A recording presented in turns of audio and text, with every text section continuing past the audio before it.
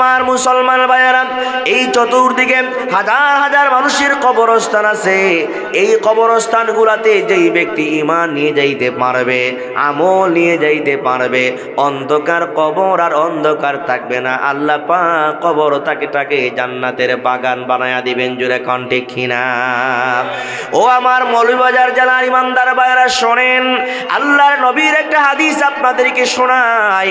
একজন ইমানদার যখন মারা যায়, একজন মুমিন যখন মারা যায়, একজন ইমানদার মারা গেলে, একজন মুমিন যখন মারা যায়, ইন্তেকালের সময় যখন আসে, আল্লাহ পাক আসমান থেকে একজন দুইজন না, কমপক্ষে 500 ফেরেশতা পাঠিয়ে দেন। কয়শো বাবা? মাশাআল্লাহ। কষ্ট লাগে আপনাদের? বিরক্ত হন আপনারা? একজন ইমানদার যেদিন মারা যাবে, ওই ইমানদারের মৃত্যুবরণ করার পরে তার রূহকে স্বাগত দিয়া উপরে নেওয়ার জন্য আল্লাহ পাক আসমান থেকে কম পক্ষে 500 ফেরেশতা পাঠায়া দেন। সুবহানাল্লাহ বলবেন না? কয়জন? মনে করেন আমি সহজ করে বুঝাই, আপনার 500 ফেরেশতা আপনাকে স্বাগত দিবে। নবী বলেন 500 ফেরেশতা খালি হাতে আসবে না, সব ফেরেশতার হাতে আল্লাহ পাক একটা একটা করে জান্নাতি ফুল দিয়ে দিবে। ফেরেশতার হাতে জান্নাতি ফুল আল্লাহ দিয়ে দিবেন। জান্নাতি ফুল নিয়ে একজন ইমানদার তার মরণের সময় যখন আসবে, বান্দার ডান দিকে বাম দিকে সারিবদ্ধ হয়ে দাঁড়িয়ে থাকবে, আর কানে কানে বলবে, আল্লাহ তাখাফু ওয়ালা তাহজানু ওয়া আবশিরু বিল জান্নাহ। ও আল্লাহর বান্দা, আপনার ঈমান আছে, আপনার নেকামল আছে, ও আবশিরু বিল জান্নাহ, আপনি কবরে চলে যাচ্ছেন, এই জন্যে আপনার কোনো ভয় নাই। আল্লাহ তাকাফু, আপনি কোনো ভয় কইরেন না। ওয়ালা তাহজানু, অন্ধকার কবরে যাচ্ছেন, বাবা যাবে না, ছেলে মেয়ে কেউ সাথে যাবে না, এই জন্যে আপনি কোনো টেনশন কইরেন না। ওয়া আবশিরু বিল জান্নাহ, আল্লাহ পাকের পক্ষ থেকে আপনার জন্য জান্নাতের সুসংবাদ। জোরে কোন সুবহানাল্লাহ। মুমিনের জন্য আল্লাহর পক্ষ থেকে জান্নাতের সুসংবাদ আছে। সুবহানাল্লাহ বলেন।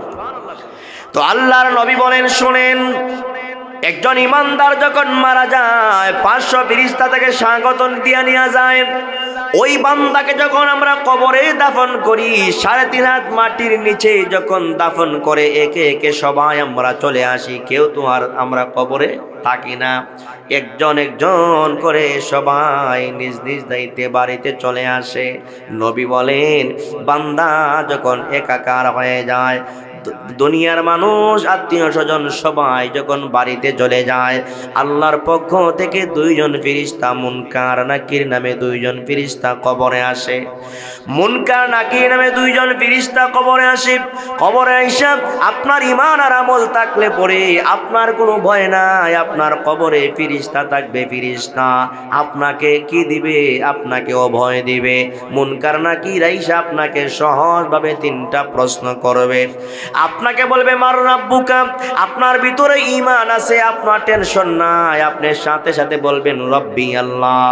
ও ফেরেশতা, আমি ভয় পাই না, আমার রব হলেন একমাত্র আল্লাহ। জোরে কোন ঠিক কিনা? এইভাবে আপনাকে 2 নাম্বার প্রশ্ন করবে, ওমা দীনুকা, তোমার ধর্ম কি? আপনি বলবেন দ্বীন আল ইসলাম। 3 নাম্বার প্রশ্ন করবে, ওমা কুনতা হাযার রাজুল মুহাম্মদ, ওই যে এত সুন্দর নূরানি চেহারাওয়ালা একজন নবী দেখা যায়, ওই নবীকে আপনি কি চিনেননি না? চিনেন কি চিনেন না? আপনার ঈমান থাকার কারণে আপনি বলবেন, উনি তো আর কেউ নন, উনি হলেন আমার নবী মুহাম্মদুর রাসূলুল্লাহ সাল্লাল্লাহু আলাইহি ওয়াসাল্লাম। আমার আপনার নবী বলেন, উম্মত শোনো, এই 3টি প্রশ্নের জবাব আপনি যখন দিয়া দিবেন, আল্লাহ পাক আসমান থেকে আওয়াজ দিয়া বলবেন, আন সাদাকা আবদি, আমার বান্দা সঠিক প্রশ্নের জবাব দিয়েছে। ও ফেরেশতা, আমার বান্দা সঠিক জবাব দিয়েছে। আমার বান্দা দুনিয়ার জিন্দেগি ছেড়ে চলে আসছে, অন্ধকার কবরে চলে আসছে। আমার বান্দার গায়ে সাদা কাপড় লাগানো আছে, ওই কাপড় থাকলে হবে না, ফিরিস্তা যাও জান্নাতের ভিতরে যাও, জান্নাত থেকে, জান্নাতি বাজার থেকে, জান্নাতি মার্কেট থেকে আমার বান্দার জন্য জান্নাতি পোশাক হাদিয়া নিয়ে যাও। জোরে কোন সুবহানাল্লাহ। অন্ধকার কবরে যাওয়ার পরে জান্নাতি পোশাক আমরা চাই কি চাই না? আওয়াজ করে কোন, জান্নাতি পোশাক আমরা চাই কি চাই না? জান্নাতি পোশাক চাইলে নামাজ পড়া লাগবে, রোজা রাখা লাগবে, ওলামায়ে কেরামদের সাথে থাকা লাগবে, পীর আউলিয়াদের সাথে থাকা লাগবে, ওলিয়া উলিয়াদের সাথে থাকা লাগবে। জোরে কোন লাগবে কি লাগবে না? অনেকে আবার ওলিয়া উলিয়াকে ভালোবাসে না, ভালো পায় না, আছে না নাই? আমরা ওলিয়া উলিয়াকে জান মাল দিয়ে মহব্বত করি, ভালোবাসি। জুড়ে কোন ঠিক কিনা? কারণ ওলিয়া উলিয়া যারা, তাদের সম্মান মর্যাদা রবের কাছে আছে না নাই? আলা ইন্না আউলিয়া আল্লাহি লা খাউফুন আলাইহিম ওয়ালা হুম ইয়াহজানুন। ওলি যারা হবে তাদের কোনো টেনশন নাই। জুড়ে কোন ঠিক কিনা? আমরা ওলি হতে চাই, ওলি আউলিয়াদের সাথে আমরা সম্পর্ক রাখতে চাই। জুড়ে কোন রাজি আছি না নাই? ওলিয়ার দরকার আছে না নাই? আমাদের গোটা বাংলাদেশে ওলিয়া উলিয়া আছে, ঠিক কিনা?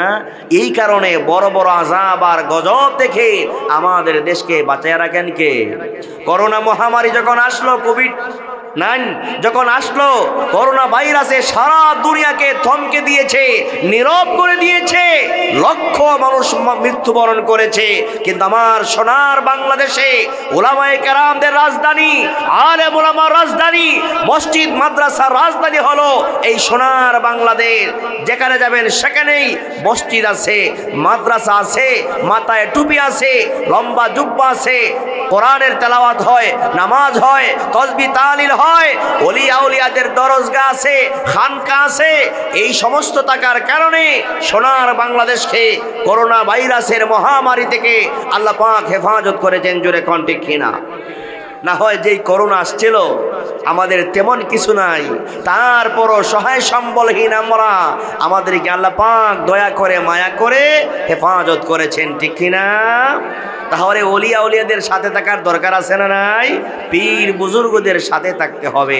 আজকে আমাদের সামনে যিনি আসবেন নিঃসন্দেহে আল্লাহর একজন ওলি, বিশ্বনন্দিত আলেমে দ্বীন, সাহাবে কিবলা আল্লামা ফুলতুলি রাহিমাহুল্লাহর সুযোগ্য সাহেব জাদা আল্লামা কমরউদ্দিন চৌধুরী সাহেব, উনি আসবেন ইনশাল্লাহ, যথাসময়ে আমাদের সামনে হাজির হবেন। আমরা ওনাদেরকে আমাদের মাতার তাজ হিসাবে সম্মান করি। জুড়ে কোন ঠিক কিনা? আরও যারা আছে দেশের দল মত নির্বিশেষে যত ওলিয়া উলিয়া আছে, আমরা পীর বুজুর্গ আছে, সকলকে আমরা কি করি? সম্মান করি, ইজ্জত করি, ঠিক কিনা? তো আমার ভাইয়ের আসুন, আমাদের সকলকে দুনিয়া ছেড়ে চলে যেতে হবে। ঈমান যার সাথে থাকবে, আমল যার সাথে থাকবে, তার কোনো টেনশন নাই, তার কোনো কি নাই, চিন্তা নাই। কিন্তু ঈমান যদি না থাকে, আমি আরো সহজ করে বোঝাই, আপনারা তো লন্ডন আমেরিকার মানুষ, বেশি বেশি আপনারা মৌলভীবাজার সিলেটের, লন্ডন আমেরিকায় আপনাদের যাতায়াত বেশি। লন্ডন আমেরিকা যাইতে হলে আপনার ভিসা লাগবে, পাসপোর্ট লাগবে, দুইটা বিষয় লাগে, ঠিক না? আপনার দেশ থেকে বাহির দেশে গেলে আপনার পাসপোর্ট লাগবে, যেই দেশে যাবেন ওই দেশের ভিসা লাগবে।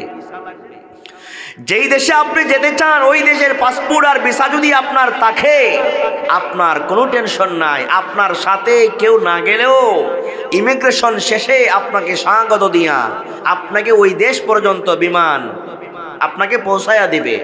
কিন্তু আপনার সাথে যদি পাসপোর্ট না থাকে, আপনার সাথে আপনার ওই দেশের ভিসা যদি না থাকে, আপনার ফ্যামিলির সদস্য সবাই আপনাকে নিয়ে গেল, এয়ারপোর্টে গেলে পরে, ইমিগ্রেশনে গেলে পরে ইমিগ্রেশনের স্যাররা আপনাকে আটকিয়ে দিবে, ঠিক কিনা? ঠিক কিনা? আমার ইমানদার বারা, এটা হলো দুনিয়ার সহজ হিসাব। এক দেশ থেকে আরেক দেশে গেলে পরে ঈমান কি লাগে? পাসপোর্ট লাগে। প্রথমে আমার পাসপোর্ট লাগবে, যেই দেশে যাব আমার সেই দেশের ভিসা লাগবে। ও ইমানদার বারা, ঠিক তেমনি ভাবে এক দেশ থেকে আমি আরেক দেশে যাব। এই দুনিয়ার জিন্দেগি এটা হলো আমার হলো দুনিয়ার দেশ, আমি পরকালের দেশে যাব। পরকালের দেশে যেতে হলে আমাকে অবশ্যই আমার সাথে ঈমান থাকা লাগবে। 2 নম্বরে আমার সাথে নেক আমল থাকা লাগবে। জোরে কোন ঠিক কিনা? ঈমান যদি থাকে, নেক আমল যদি থাকে, 1000 বছর কবরে ঘুমালেও কি নাই কোনো অসুবিধা নাই। 1000 বছর ইমানদার ঘুমাবে। যেদিন ইসরাফিল সিংহায় ফু দিবে, বান্দার ঘুম যখন ভেঙে যাবে, বান্দা ঘুম থেকে জাগ্রত হইয়া আফসোস করবে আর বলবে, এ তো আরামের ঘুম আমি ঘুমাইলাম, কে আমার ঘুমটা ভেঙে দিল? কথা বলবে কি বলবে না? ফেরেশতা বলবে, না না, অল্প সময় আপনি ঘুমান নাই, 1000 বছর আপনি কবরে ঘুমাইছিলেন। ওই ঘুমটা ছিল আপনার জান্নাতি ঘুম। ওইটা ঘুম ছিল কোন ঘুম? তাহলে আমরা আমাদের কবরে আমরা জান্নাতি ঘুম ঘুমাইতে চাই কি চাই না? আওয়াজ করে বলেন, আমরা কবরে জান্নাতি ঘুম ঘুমাইতে চাই কি চাই না? কবরে জান্নাতি ঘুম ঘুমাতে চাইলে আল্লাহর হুকুম মানা লাগবে, আল্লাহর হাবিবকে ভালোবাসা লাগবে। জোরে কোন ঠিক কিনা? আল্লাহর আনুগত্য করতে হবে। 2 নম্বরে আমার আপনার সকলকে আল্লাহর নবীর প্রেম আর ভালোবাসা নিয়ে কবরে যাওয়া লাগবে। আল্লাহ নবীর ভালোবাসা নিয়ে কবরে গেলে শান্তি আসতে পারে কি পারে না? জোরে বলেন, কবরে শান্তি আসতে পারে কি পারে না? আমরা নবীকে নিজের জান মালের চাইতে নবীকে বেশি ভালোবাসবো। আওয়াজ করে কোন ঠিক কিনা?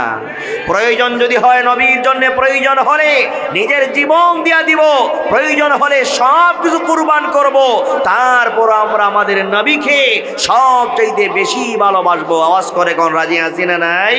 সাহাবায়ে কেরাম আল্লাহর নবীকে তো ভালোবাসতেন, এত মহব্বত করতেন, যুদ্ধের ময়দানে গেলে পরে চতুর্দিকে কাফের মুশরিকরা নবীকে ঘেরাও করে ফেলতো।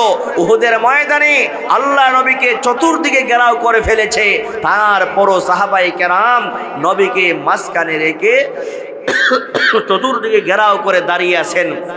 এক একজন সাহাবীর শরীরে 80 থেকে 90টা তীরের জখম ছিল, তারপরও তারা তার নবীকে ভালোবাসছেন। নবীকে সেইবে রাখার জন্যে 70, 80, 90টা তীরের জখম খাওয়ার পরেও সাহাবায়ে কেরাম নবীকে ভালোবেসেছেন, নিজের জীবনটা পর্যন্ত দিয়ে দিয়েছে।